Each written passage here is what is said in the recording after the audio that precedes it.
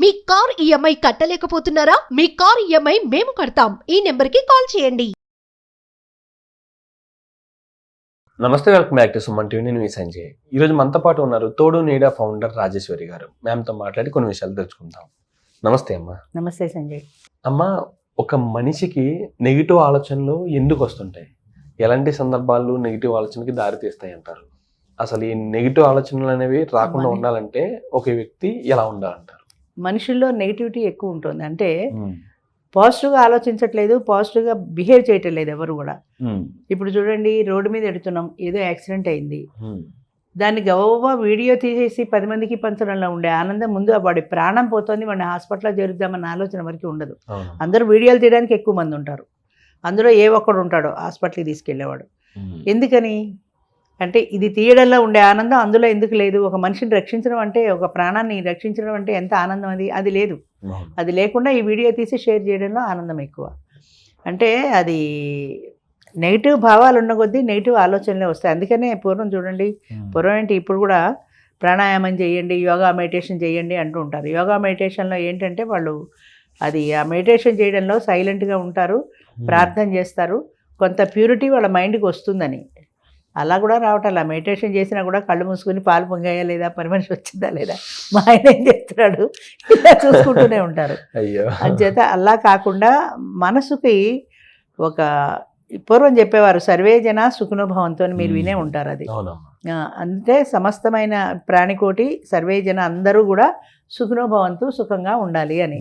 నేను సుఖంగా ఉండాలి, నేను చల్లగా ఉండాలని దేవుడు దండం పెట్టుకుంటారు సరా, వాళ్ళది తప్పు. సర్వే జన సుఖనుభవంతో అనుకోమన్నారు. అందరూ చల్లగా ఉండాలి, అందరూ ఆనందంగా ఉండాలి.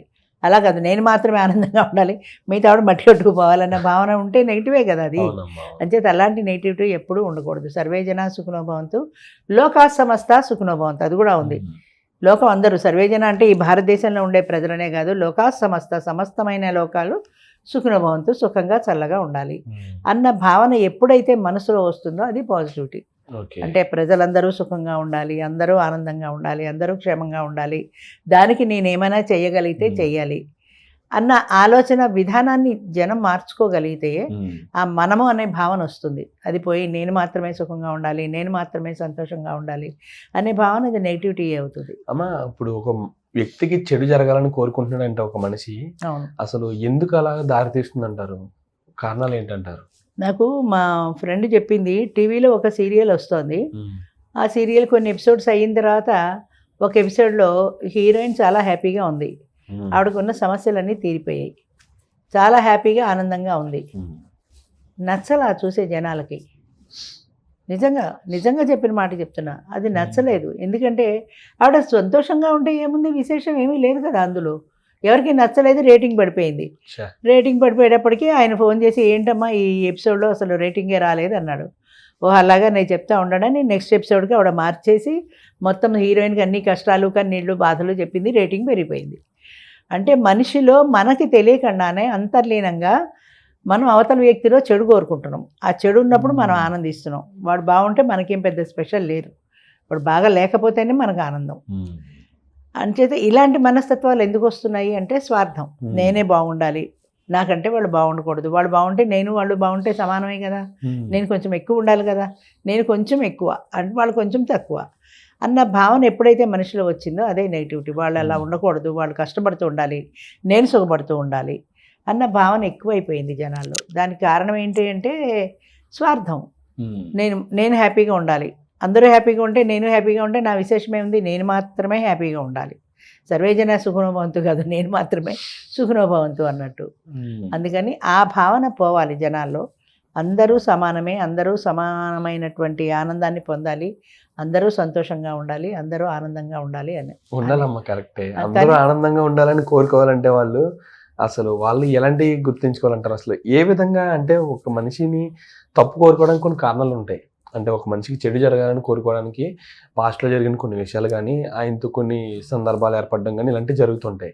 దానివల్ల ఆయన కీడు కోరుకుంటున్నారు. కానీ ఒక వ్యక్తిని, అంటే మన చుట్టుపక్కల ఉన్న ప్రతి వ్యక్తి కూడా మంచిగా ఆనందంగా ఉండాలని కోరుకోవాలంటే అసలు మన మైండ్ సెట్ ఎలా ఉండాలంటారు? అసలు ముందు మన మైండ్ సెట్ మార్చుకోవాలి. అది దాంట్లో ఒక ప్యూరిటీ ఉండాలి. ఆ ప్యూరిటీ ఉండాలంటే ఇప్పుడు చూడండి, చాలామంది దేవుడికి మొక్కుకుంటారు, తిరుపతి వెళ్తారు, పెడతారు, లక్షలు, వందలు, వేలు డిబ్బీలో వేస్తారు, మొత్తం హుండీలో వేస్తారు. మొత్తం బంగారం అంతా హుండీలో వేసేస్తారు. ఆ పక్కన రోడ్డు మీదకి బయటకు వచ్చిన తర్వాత కింద అడుక్కునేవాడు ఉంటాడు, వాడికి ₹1 చిల్లర కూడా వేయరు. అంటే వీళ్ళ ఉద్దేశం ఏంటంటే దేవుడి హుండీలో వేస్తే మా పుణ్యం బ్యాలెన్స్ పెరుగుతుంది, విడిగేస్తే ఏం పెరుగుతుంది అని.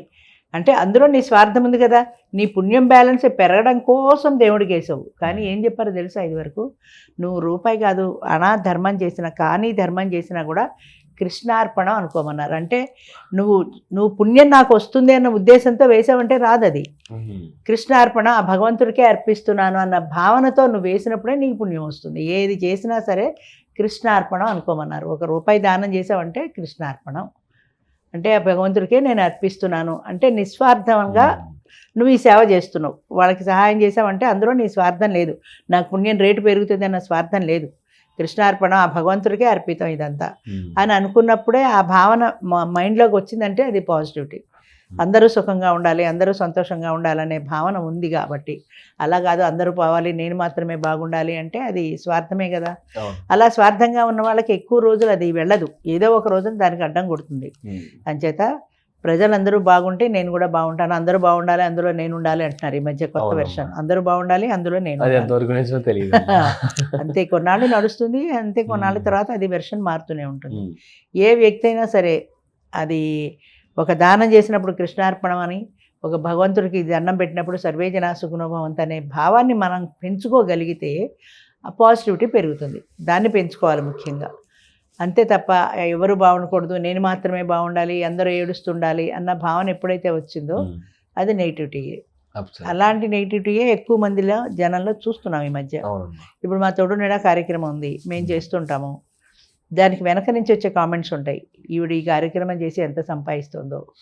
నేను సంపాదించాను అనుకో, నీకేంటి బాధ, నా సంపాదన నువ్వెందుకు లెక్క పెడతావు. ఒక ఆయన చెప్పాడు, ఈవిడ ₹1,00,000 హోటల్కి ఖర్చులు పోతే ₹1,00,000 మిగులుతుంది ఈవిడికి, నాకు 1,00,000 మిగిలితే నీకెందుకు, 1,00,000 మిగులుతావు నీకెందుకు, నీకేంటి సంబంధం అసలు. ఈ డబ్బులు ఎదరవాడే డబ్బులు లెక్క పెట్టడంలో నీకేమీ రాదు. పూర్వం ఒక కథ చెప్పేవాళ్ళు, ఒక వేశ్య ఉండేది, ఆ వేశ్య ఎదురుగుండా ఉన్న చెట్టు కింద ఒక మునీశ్వరుడు తపస్సు చేసుకుంటూ ఉండేవాడు. ఈయన తపస్సు చేసుకుంటున్నాడు, ఆ వేశ్య ఆమె కులవృత్తి ఆమె చేసుకుంటోంది. చచ్చిపోయిన తర్వాత ఈ తపస్సు చేసుకుని మునీశ్వరుని నరకానికి తీసుకెళ్లారు, కులవృత్తి చేసుకుంటున్న వేశ్యని స్వర్గానికి తీసుకెళ్లారు. అదేంటమ్మా, అదే అడిగాడు ఆయన కూడా, ఇదే న్యాయం, నేను రాత్రి పగలు తపస్సు చేస్తే నన్ను నరకానికి తీసుకొచ్చి ఇంత తప్పు చేస్తున్న ఆమెను స్వర్గానికి తీసుకెళ్లారని. అంటే ఏం చెప్పారంటే, నువ్వు తపస్సు చేసావు కానీ నీ మనస్సు తపస్సు మీద నిగ్రహంగా లేదు. నువ్వు తపస్సు చేస్తున్నావు, దానింటికి ఎవరు వచ్చారు, ఎవరు వెళ్ళారు, ఎంతసేపు ఉన్నారు, ఇవే చూస్తున్నావు. ఈ లెక్కల మీద నీ మనసు ఉంది కానీ పరమేశ్వరుడి మీద నీ మనసు లగ్నం కాలేదు. ఆమె ఏ పని చేసినా, ఆమె కులవృత్తి చేసినా కూడా ఆమె మనస్సు భగవానుడికే అర్పించింది, భగవంతుడి మీదనే ధ్యానం చేసుకుంటుంది. ఏ పని చేయని ఆమె దృష్టి భగవంతుడి మీదే ఉంది. ఆ ఏకాగ్రత ఆమెకు ఉంది, నీకు లేదు. ఆ ఏకాగ్రత ఉంది కాబట్టి ఆమె కులవృత్తి చేసుకున్నా కూడా ఆ ఏకాగ్రత వల్ల ఆవిడ స్వర్గానికి వెళ్ళింది.